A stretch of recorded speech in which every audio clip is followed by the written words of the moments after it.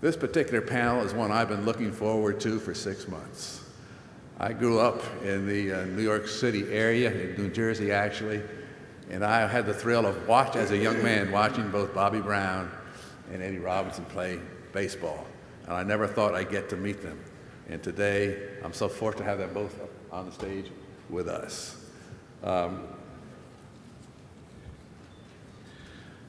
In fact, I told Eddie last night that I saw him go 4 for 5 against the Yankees, and Bobby says, "Yeah, I remember that game."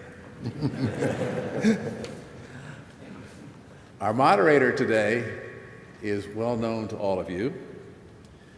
His day job is as the professor of law and the former dean at the Dedman School of Law at Southern Methodist University. By night, he's the president of the Ernie Banks-Bobby Bragan SABR chapter. And when he has some spare time, he likes to write baseball books. Most recently, he wrote Lucky Me, my 66 years in baseball, in collaboration with Eddie Robinson. Please welcome Paul Rogers.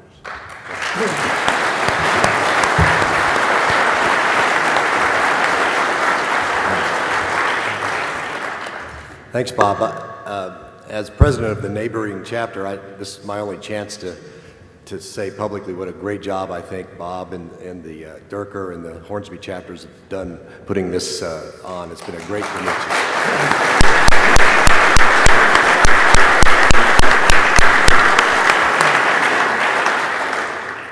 Well, I've been looking forward to this panel too. We've got 3 men here who have had remarkable careers in baseball on and off the field. And if you think about it, it's relatively rare that an outstanding player becomes a successful front office executive. And we've got 3 that made that transition. So I'm going to introduce them by seniority. First is Eddie Robinson, who had actually 65 years in baseball. But as a player, coach, farm director, and general manager and scout, Eddie grew up in the Depression in Paris, Texas, one-parent family, and became a member of America's Greatest Generation when he served in World War II. He had a 13-year big league career and played for every American League team except the Red Sox. I'm not sure what to make. There were only 8 teams. And it's interesting, we were counting it at breakfast that Eddie has drawn a paycheck from 13 different teams in his career. That's probably a record. He, as a player, he was a 4-time All-Star, played in 2 World Series. He, of course, was the first baseman on the 48 Indians that won the World Series, and all of you probably know that's the last time the Indians won the World Series. He hit 29 home runs in 1951 for the White Sox in spacious Comiskey Park, and that held the team record for almost 30 years. He was the 7th player to hit a ball over the roof at Comiskey. Some of you could probably name the other 6, but we got to move on here. So I'll just tell you who they are. Ruth, Gehrig, Fox, Greenberg, Williams, and Mantle. And Robinson.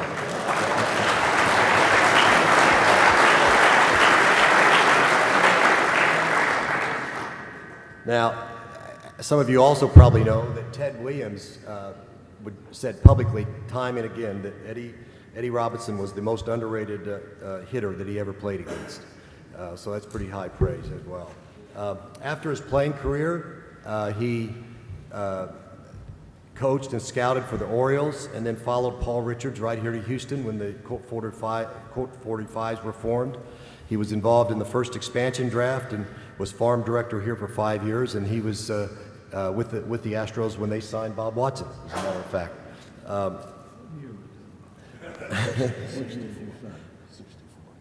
And then he moved onward and upward and eventually served as the GM for the Atlanta Braves for 5 years, part of which was under Ted Turner, and then the Texas Rangers for 4.5 years. Along the way, he worked for Charlie Finley, Ted Turner, George Steinbrenner, and then our local hero, Eddie Childs, and had an incredible career. Now, one thing that is largely forgotten about Eddie's playing career is that he was the MVP in the International League in 1946. It was a 3-horse race. The other two were Jackie Robinson and Bobby Brown. So, please welcome Eddie Robinson.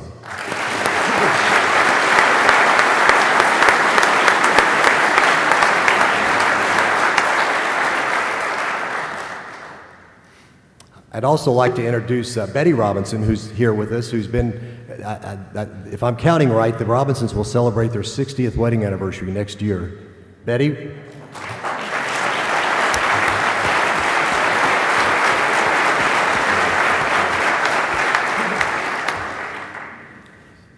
Now, Bobby Brown has also had a remarkable career, and I think we could say he took the road less traveled. He's probably the only ball player ever signed out of the Tulane Medical School. In fact, he had a storied college playing career, and I'm sure this is a record. He's the only person who is in 3 college sports halls of fame. And if you can tell me who they are without looking it up afterwards, I'll give you a gold star. Actually, it's Stanford, UCLA, and Tulane.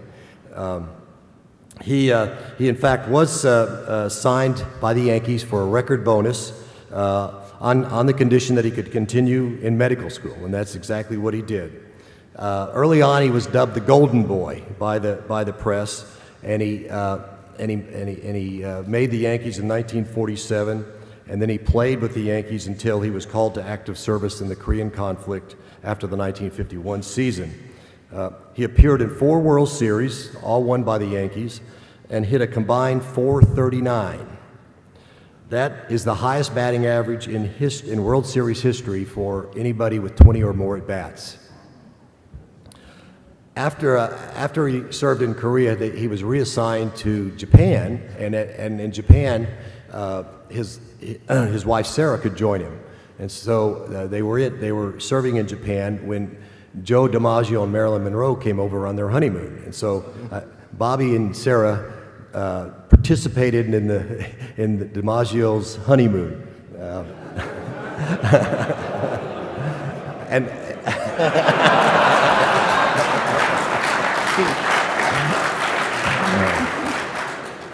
And if he has time, he can tell you the story about inoculating Marilyn when she was going to Korea.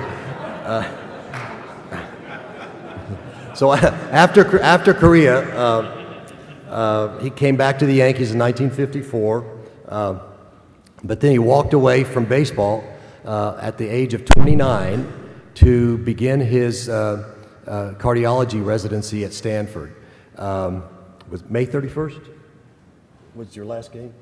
June 30th. June 30th. June 30th was his last game, 1954. He played in Fenway Park and took the red-eye to San Francisco to report for his residency training the following day. So remarkable to walk away from baseball at age 29, but baseball wasn't through with Dr. Brown. So he practiced cardiology in Fort Worth for 25 years. That was interrupted by a 6-month stint in 1974 to serve as interim president of the Texas Rangers. And then in 1984, Dr. Brown retired from his practice and served as National League president for 10 years. League. I'm sorry, American. Why did I write National League? American League president. I guess it was wishful thinking. Not for me. American League president for 10 years. So ladies and gentlemen, please welcome Dr. Bobby Bragan.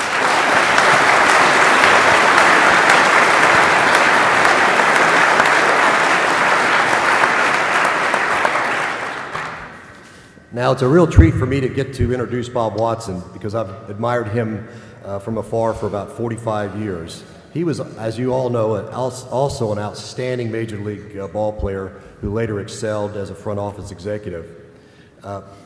Bob grew up, or Bull as you all know him, grew up in the inner city of LA and was signed by the Astros when he was only 18.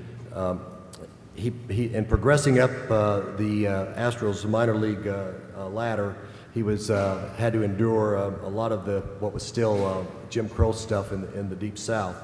But he made his major league debut when he was only 20 years old, and he went on to play for 19 seasons, 14 of which were with the Astros.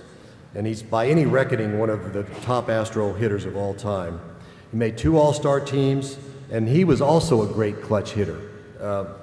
The Bull batted .318 for the New York Yankees in the 1981 series and hit 2 home runs. And in 17 postseason games, hit a combined .371. He's also the first player to hit for the cycle in both leagues. And as all of you know, he scored Major League Baseball's millionth run in 1975. After he retired as a player in 1984, Bob spent 4 years as the hitting coach for the Oakland A's before coming back to Houston in 1988 as assistant general manager of the Astros, the first African American to hold a position like that.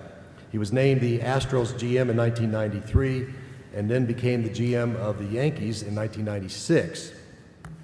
In spite of serious medical problems, he led the Yankees to the World Series championship that year, stamping the team with his imprint very, very quickly. It was, for those of you that might not remember, it was the first Yankee championship in 18 years. He later served as Major League Vice President, where he became known as the Czar of Discipline before he retired in 2010. So you can see, Bob Watson had a very distinguished career on and off the field. Please join me in welcoming Bob Watson.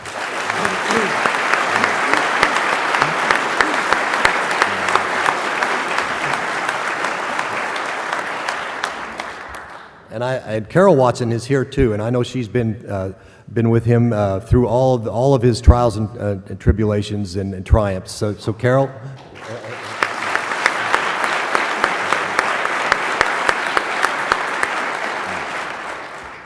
So I hope this is sort of a free-ranging discussion, but to start it off, I thought I might ask the panelists whether if they aspired to the front office when they were still playing. Was that a career goal, or if not, what turned them to want to be a front office executive? Because as I said, it is very rare for top-notch, top-line, all-star caliber ball players to be front office executives. So, Bull, why don't I start with you? I was taking batting practice, one of the rare times I did take batting practice, in Atlanta, and Bill Lucas, who was serving as, I guess, farm director, general manager, but not having the title, he was out watching batting practice, and he says, "What are you going to do when you finish playing?" I said, "We really hadn't thought about it, because I was still in the middle of my career." And he says, "Why don't you think about, coming upstairs and helping put teams together, helping the scouting and whatever." That was it, and that was in the mid-'70s. I retired in '84 in Atlanta, and I talked to Hank Aaron, and I told him, I said, "You know what, I might want to think about being a hitting coach." And he says, "Well, by far go after it." Well, I didn't do it with Atlanta, but I went to Oakland, and this name pops up many, many times in my career. Sandy Alderson was the general manager, and in that interview, he asked me what was my ultimate goal. I'm interviewing for the hitting coach's job. I told him I wanted to sit in his chair. Okay, and he says, "You know what? I'll help you." So I was hitting coach by season, and taking all kinds of notes and basically assistant GM in the off season, and that's how it started for me. Eddie, you want to follow? Yeah, I'm gonna get my own microphone. I don't want to share with Bobby. Well, here, take this one, and I'll get this one. I'm going down here. They tried to tell you something by not giving me one.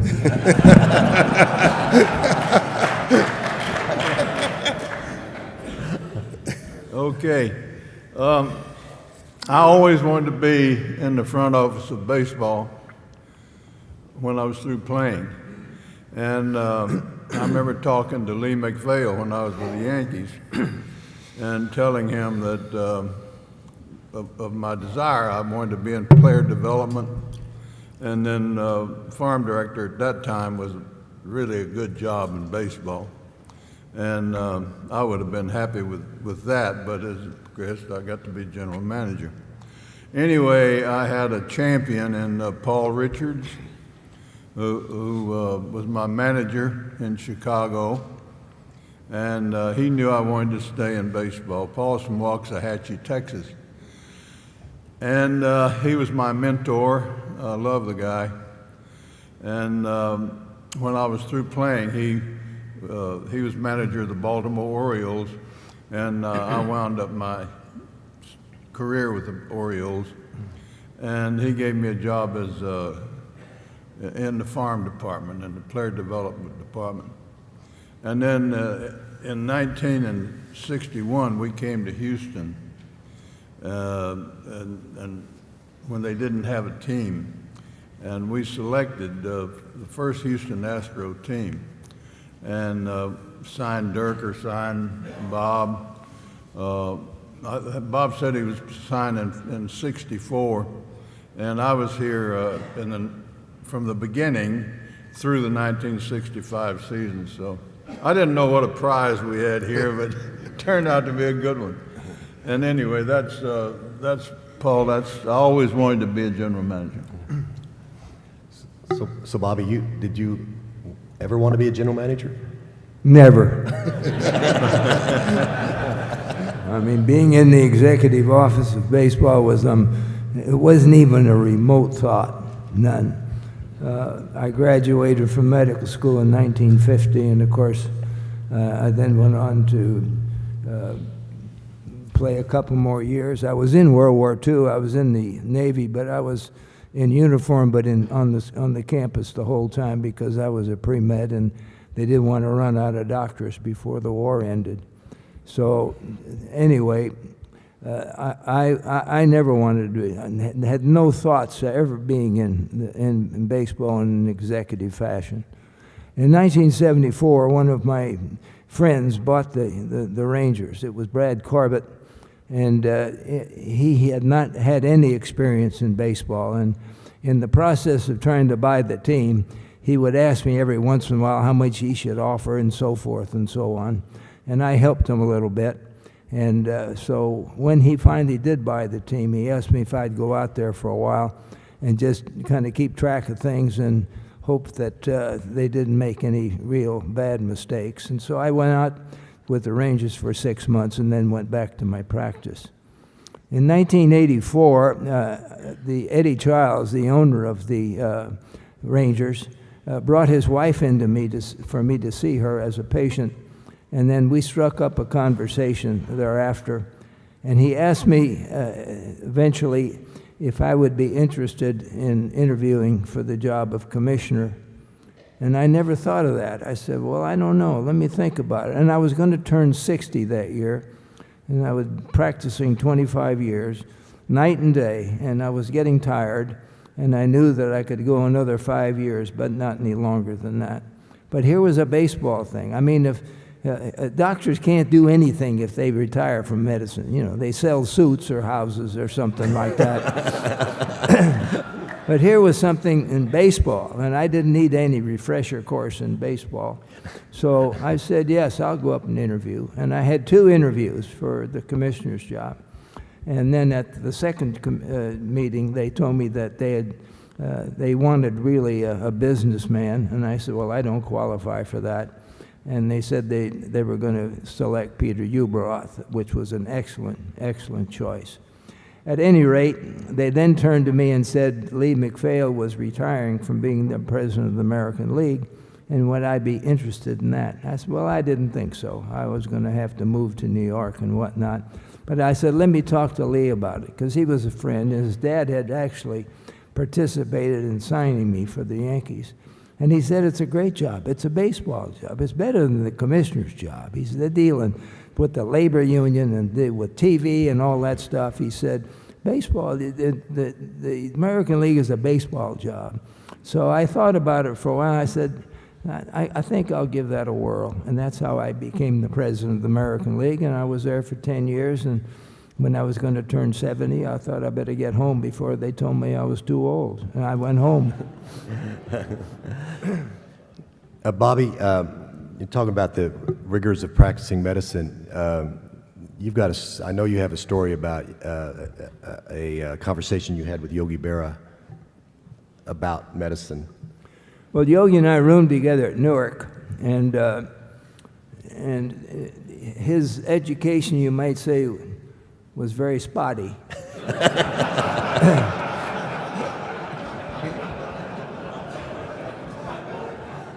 And I felt that he was going to have to do well in baseball and stay in it for as long as he could. And I kept preaching to him when I was rooming with him that he had to stay in shape, he had to do what he was supposed to do. And I said, you got to hang in this business for as long as you can. I said, you got to save your money and behave yourself and just try to do as well as you can and last as long as you can. Well, he took my advice. He never had another job. He stayed in baseball his whole life and was a tremendous success. And not only a success as far as his work ethic was concerned, but he did fabulously well in the financial matters and became extremely wealthy and still is. And so in the time that he was the coach with the Yankees, he came to Arlington with the Yankee team, and I called him, and we decided to have breakfast on a Thursday morning, and I went out there to talk to him and visit with him. And after breakfast, I said, what are you going to do today? He said, I'm going to play golf. He said, I take my clubs with me on the road. He said, you know, I don't have to pay when I play. I said, that's a surprise. I never thought of that. So I said, what do you do after you play? Well, he said, I play 9 or 18 holes. And then he said, I get a little bite to eat, and I head for the park about 3 or 3:30. And he said, when I'm out at the park, he said, I just hang around the batting cage, and if they ask me anything about hitting, I talk to them about it. If they don't ask me, I don't say anything. I just pick up the fungo bat, and I hit ground balls to the infielders. I said, what about the game? What do you do then? He said, I sit next to the manager. If he asks me any questions, I give him answers. If he doesn't ask me questions, I just watch the game. And he said, after the game, we have that big feed. We have a big dinner afterwards, that buffet thing. And then he said, I go to the hotel, and I like to watch those midnight movies, and I watch the movie till I fall asleep. And then I get up the next morning, and that's kind of my days when I'm on the road. He said, what do you do during the day? I said, well, I get up at 6, and I make rounds I have to have breakfast, and I'm in the hospital by 7. I make rounds till 9, see all my patients. I said, then I head for the office. I see patients till 5. He said, what about lunch? I said, we don't have time for lunch. I said, we have some crackers and tuna fish or peanut butter and stuff like that. But I said, we don't have time for lunch. I said, I read cardiograms and make my phone calls during lunch. But then at 5 o'clock, I head back to the hospital. I see the people in the coronary care units that were having trouble, so I see them. And then if I have any consults, I do those consults. And I get home most of the time between 8 and 10, and I have dinner, and we go to bed about 10:30, and I get to sleep about midnight, and that's kind of my day. And he said, you do that every day? I said, yeah, but I said, if I'm on call, I have the nights too. I have to get up at night once or twice usually. And I said, if I have the weekend, it's a 4 hours where you don't get much rest. He said, "You do that all the time?" I said, "Yeah, pretty much all the time." He looked at me and said, "Where the hell do you think you went wrong?"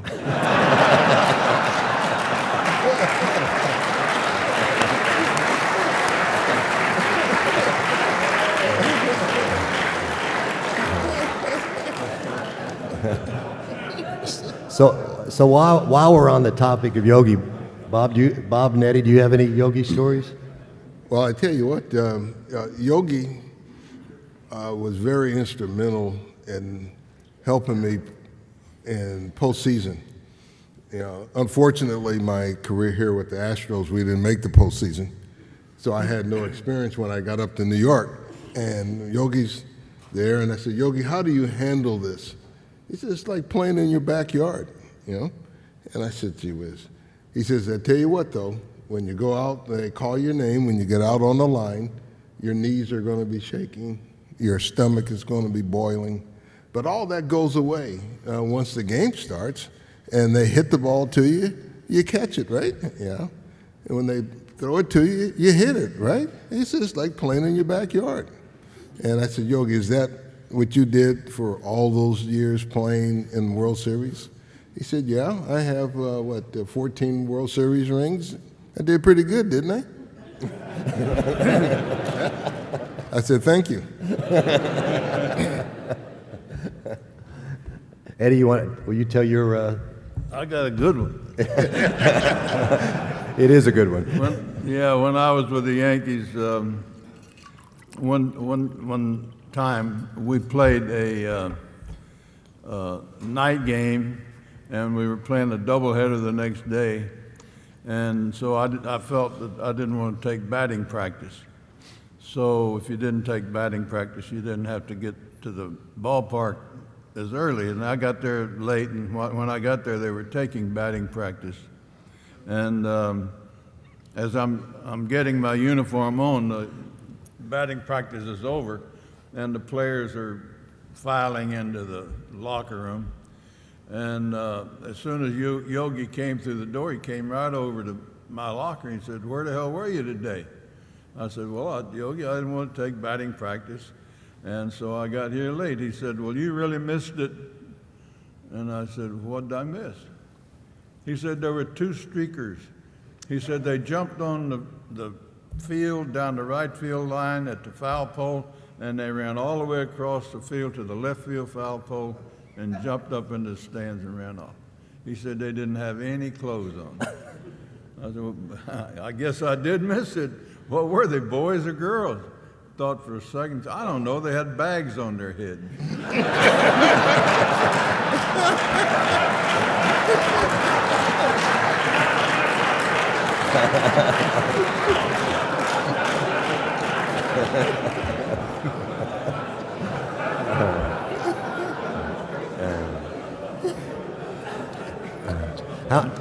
How many of you have heard the comic book story?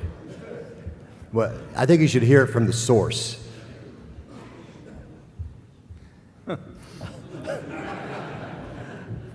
Well, at Newark, that was my first year, and the war ended in August of '45, and in January of '46, I got discharged from the Navy, and I signed with the Yankees, and they assigned me to AAA at Newark, and Yogi and I roomed together, and I had to take a pathology and a pharmacology exam when I got back to school.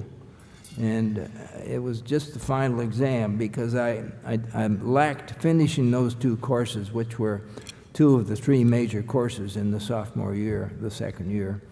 And so pathology was going to be the difficult test. And so I got the textbook. It was Boyd's Pathology, and I used to carry it with me on the road when we went on the road, and I would study that textbook because I couldn't very well take my microscope on the road. I thought that would be a little bit too much of a shock for the team, to be honest with you. So I would read that textbook. And so I was reading it one day, and Yogi, he would read Superman comics.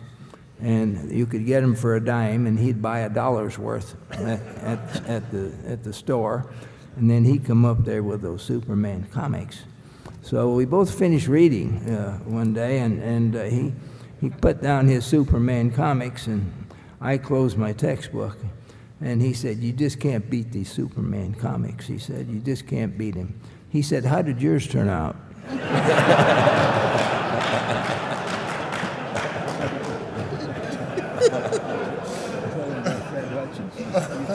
You tell me if you do later.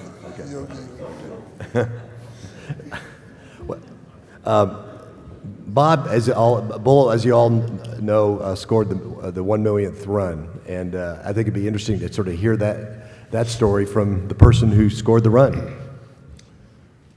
Well, I tell you, that's not something that is one of your goals when you at the start of the season. You know, you set these goals. But, you know, the season starts and they say they have this big countdown. Somebody has got their calculator out and, hey, the millionth run's going to be scored sometime during the season. So they had this big contest. And you know, kids around the country put in names and dates of who's going to score the millionth run on such and such a date. Well, you know, it goes on, and gee whiz, we were going on a West Coast road trip from here, and it doesn't rain too often in San Francisco. I mean, rain enough to rain out a game. If there was not a rain out on the Saturday, May 3rd, I wouldn't have scored the millionth run, because on Sunday, May 4th, we played the first game of a doubleheader that started at noon. And when the game started, they had on the big scoreboard out there, I think the number was 8. So the games in the East are going on, you know, so you don't pay any attention to that when, you know, you're playing. John Montefusco, the count, he's pitching for San Francisco. He goes 1, 2, 3 in the first inning, and I can't remember who was pitching for us, but 1, 2, 3. But by the time I lead off the second, hitting fourth, the number's down to 2, okay? Oh, the count, he walks me on 4 pitches. All right, so I'm on first base. He's still on 2. Chale Cruz is hitting behind me. He walks on 4 pitches. So I'm on second now. It's down to 1, okay? Milt May, knowing that he's going to get a cookie to hit, he's thrown 8 straight balls. Milt May hits the first pitch. He hits it in those temporary bleachers they were building out in Candlestick. I'm jogging like everybody else does on a home run. In those days, the visiting bullpen was behind third base and down the line a little bit.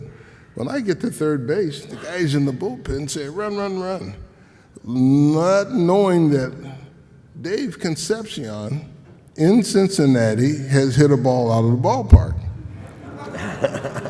Okay? He is low flying around the bases. I think he ran it in, 13-1 or something. You know, well, the guys in the bullpen tell me to run. So I get it in gear and I zoom. I beat him by 1.5 seconds.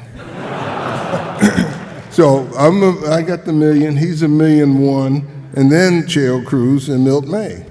Well, I come in, now between games, they take my shoes.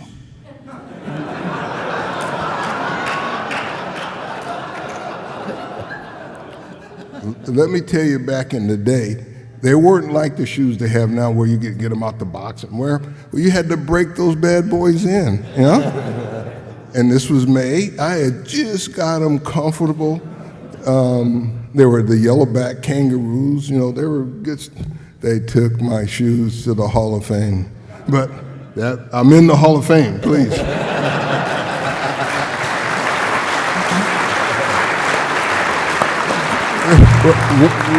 One other thing, for scoring the run, the number one sponsor was Tootsie Roll, and the number two sponsor was Seiko.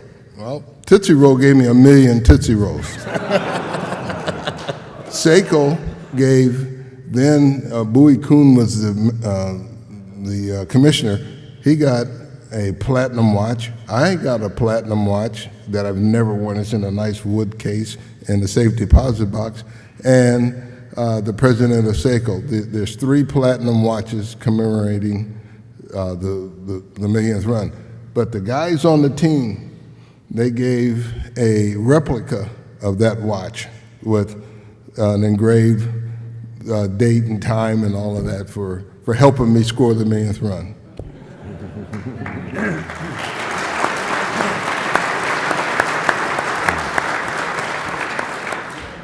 So Eddie, you had a chance encounter with Marilyn Monroe when you were with the White Sox. Did you tell them that story? Yeah, when I was with the White Sox, they trained in Pasadena, California. And they trained at Brookside Park, which was right across the street from Rose Bowl. And we used to go over to the Rose Bowl and have lunch and thought that was a big deal.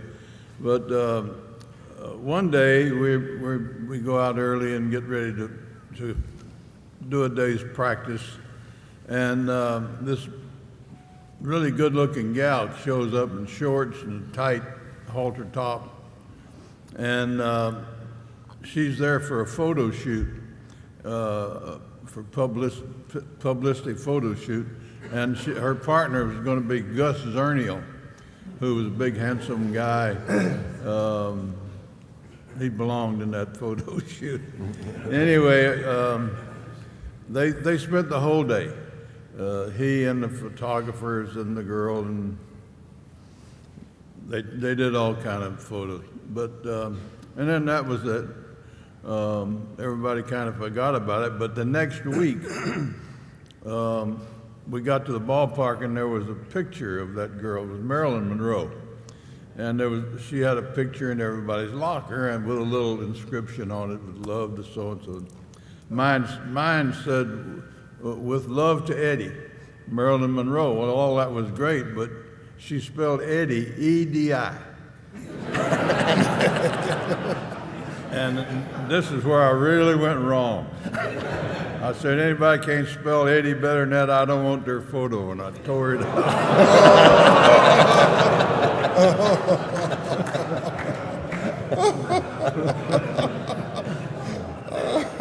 But I think that, I'm pretty sure that after that, Joe DiMaggio wanted to meet Marilyn, and he asked Gus if he couldn't kind of set it up, and Gus did.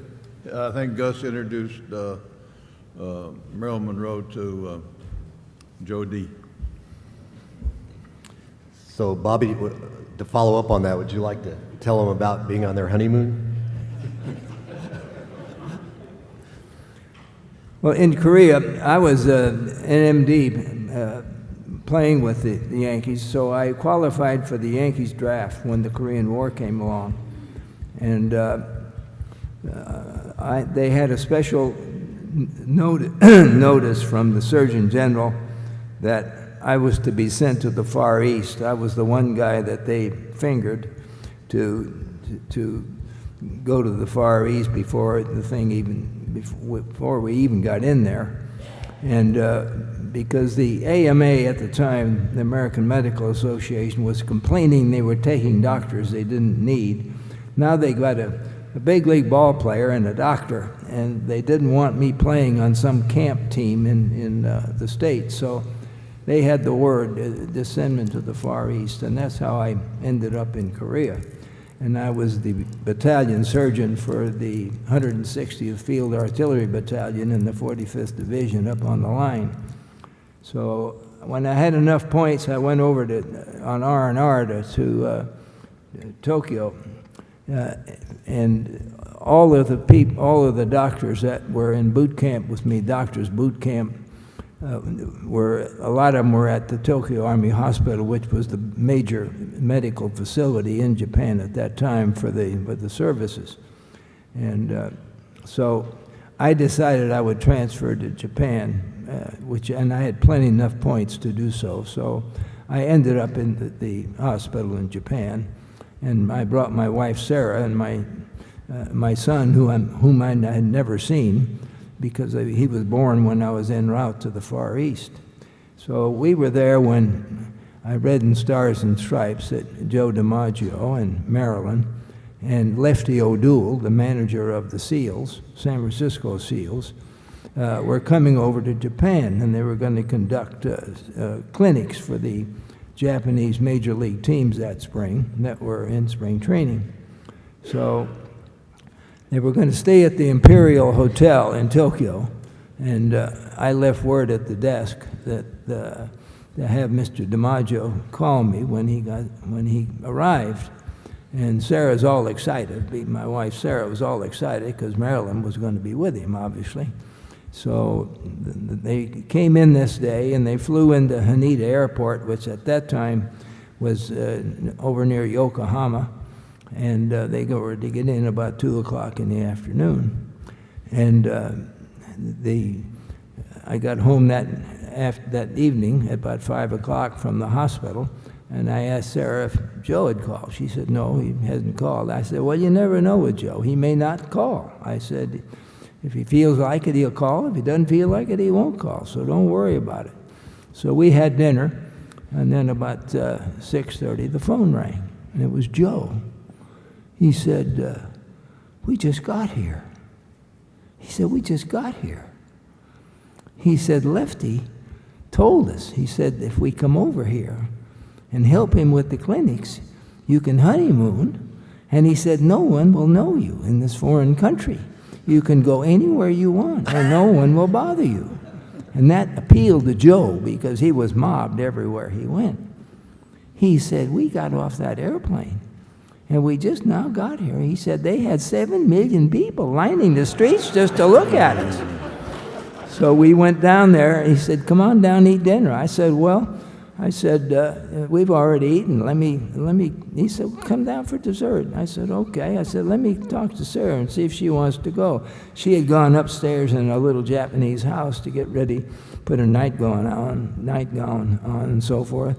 And she heard me on the phone. She said, I'm putting on my stockings. And so we went down to the Imperial Hotel, and we had dessert with them. And that's when they decided that Marilyn wanted to go to Korea. She wanted to go talk to the kids over in Korea. We had maybe 500,000 troops still in Korea, and she wanted to go and visit with them. And she did. And Joe was mad. He said he hated the Army. Hey, you don't have to go over there. He said, we paid our way over here. You're not obligated to go. He said, I got to go, Joe. He said, you got to take all those shots and everything. She said, what do you mean shots? She said, they give you those shots for all those diseases. And he looked at me. He said, no, she has to take those shots. I said, yeah, she'll have to be inoculated for typhoid and tetanus and diphtheria and a few other things. I said, yeah. And she said to Joe, will it leave a scar? And Joe said, oh, no, maybe about that big, but it won't be bad. Oh, she said, Joe, I can't have a scar like that on my body. And she said to me, will it leave a scar? I said, no, Marilyn, it won't leave a scar. So over she went to Korea. And before she went, in the Stars and Stripes, Joe had given this report to the press when they interviewed him. He said, there will be no Army doctor see Mrs. DiMaggio unless it's Lieutenant Brown. And from all this, the Stars and Stripes went to every serviceman in Japan, Korea, Okinawa, and wherever they were, all over the Far East. And in the headquarters in Tokyo, the phone calls began coming in from all over. Who is Lieutenant Brown? So that's the way we started on the honeymoon, and she came on back, and Jean O'Doul, and I think that was her name, O'Doul, and Marilyn and Sarah, they went shopping and hung around, and we had a great time. And then she got viral pneumonia and was really sick, and she was down in the Imperial Hotel when she got back from Korea, was just sick. And Joe called me and asked me if I could come down because she just wasn't feeling well. And people have asked, what did you think about that when Joe called you to go down and see Marilyn? I said, as a patient. And I said, I better study that Hippocratic Oath a couple times before I go down there.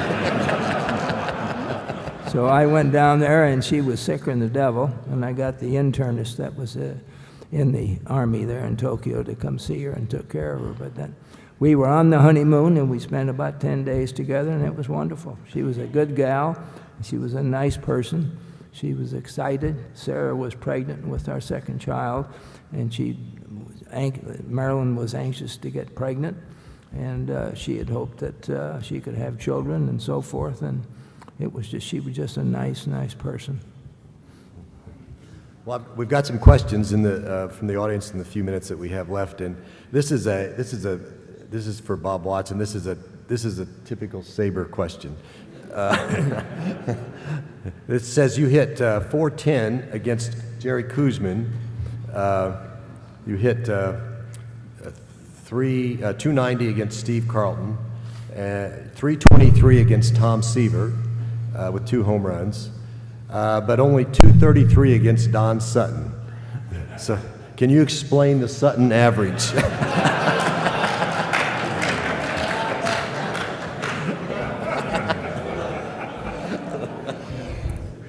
That 233 against Don Sutton cost him 3 no-hitters and 4 shutouts.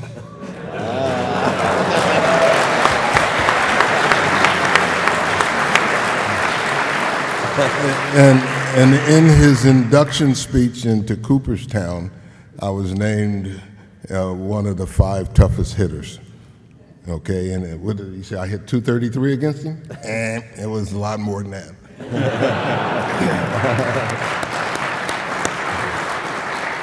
Well, in any event, it was a hard 233. This is a question for Eddie, and I know he's got a good story to respond to this. When you were Braves GM when Ted Turner bought the team. Do you have a story about that? Have a story about Ted Turner? About the photograph, eh? About Ted Turner. When you were GM. Yeah. Well, he bought the team, the Atlanta Braves, while I was general manager there, and he didn't know anything about baseball, but he was very opinionated, and you asked me something that I'm not, I don't even know exactly what you want to hear from me. Well, it's the story about when you were leaving for the Rangers. You wanted to leave for the Rangers. You wanted to keep you. Oh, yeah. So I think Bobby had something to do with my coming to Texas anyway. Brad Corbett, who's owner of the Rangers, started courting me to come over and be the general manager of the Rangers. And I was very pleased about that, and but I was torn. I'd had a good time in Atlanta, and Turner and I were warming up to each other, and so I told Ted, I said, Ted, I think I'm going to go over to Texas, and I've got an offer to go over there. And he said, oh, I don't want you to do that. And I said, well, he said, do me a favor. First of all, when Ted came with the Braves, he was driving a kind of an old beat-up Toyota. And in the stadium in Atlanta, the executives and the staff parked down in the tunnel, and you had your name on the wall. And I had a brand new Cadillac. The club was providing it, but I was parking right in front of Ted, and he didn't like that a bit. But we got over that anyway. He said, he said, I wish you'd wait a week before you make your final decision to go to Texas. And he said, let me tell you a story. He said, you know, my father committed suicide and my grandfather committed suicide. And he said, so it's in the family. Anyway, he said, when I was growing up in Nashville, I had this beautiful girlfriend, and I was really in love with her.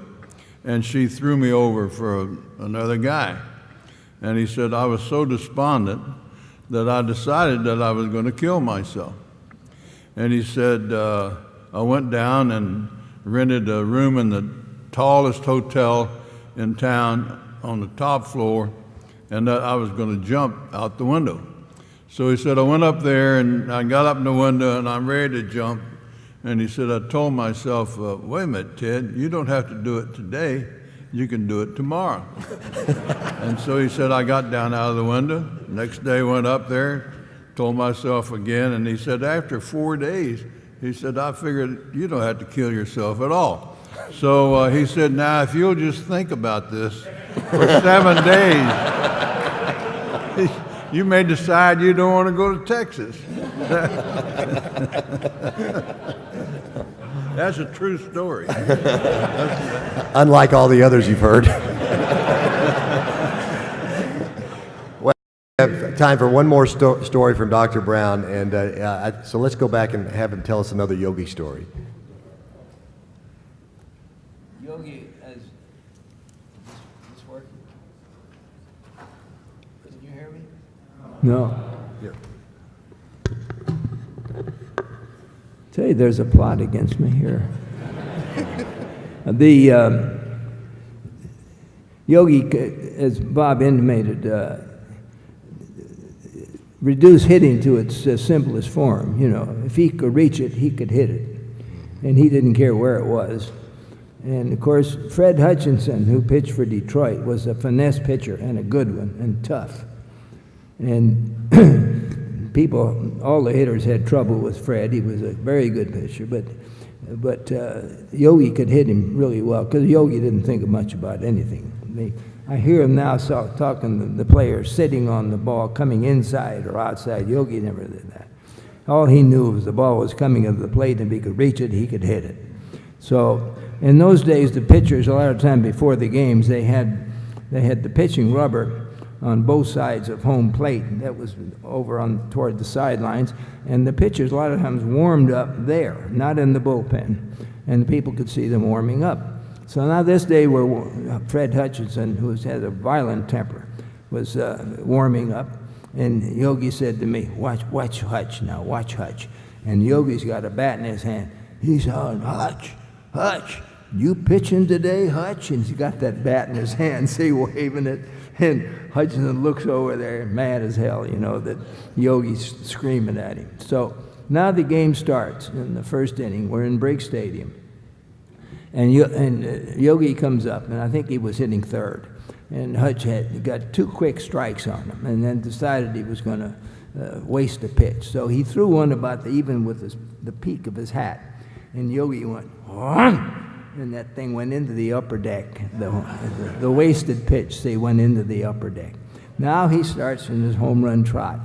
And you know, he had that funny body and kind of waddled. And he's running down to first base, and then he takes the turn at first and heads for second.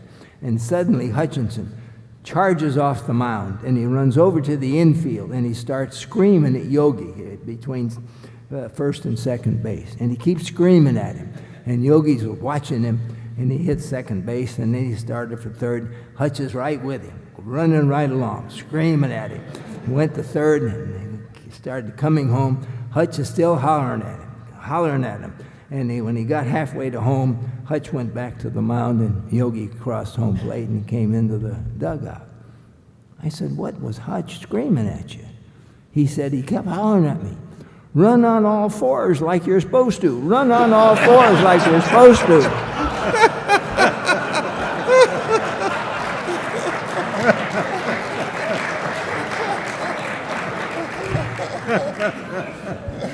Well, I think we'll end with this one, that one, since we need to keep on schedule. But let's thank our panel.